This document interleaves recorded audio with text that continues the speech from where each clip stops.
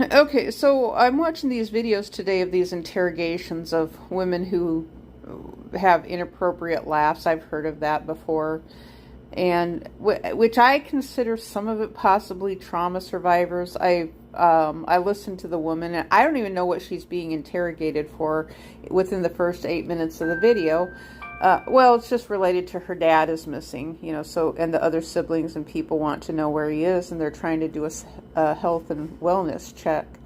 And so I was thinking about my own self related to trauma and, things that went on related to my attorney, and I even second guess things. I think maybe he was prepared for it, but me, it's like I just kind of, at first, it's like I wanted to stay silent. Then he gave me his email to write to him, and he didn't tell me to not write anything. And I started thinking, well, if he doesn't want to read it, he really doesn't have to read any of it at all.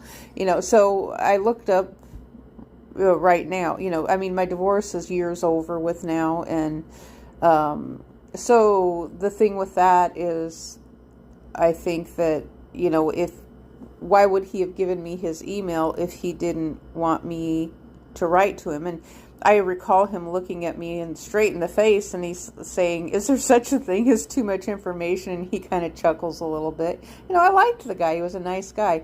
So anyway, after this video pops up today, these police interrogations of these women they're interrogating, I started thinking about, well, what is that called? No one responds, but you still continue sharing your information. What is that called?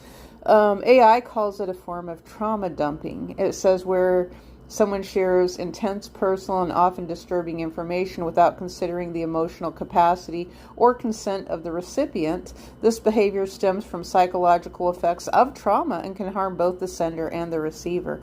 And it's like, okay, well, that answers that question there about myself, related. It says poor coping skills. Well, that's true. As someone, myself, I have external visualizations of things that I've done trying to cope over my whole life since I was a child that I still deal with. Underlying issues with boundaries, a release of emotional burden, a search for intimacy and validation. How trauma drives inappropriate texting makes complete sense to me. So I've tried to cut back on it, and now I'm just holding things inside and don't know what to do with it.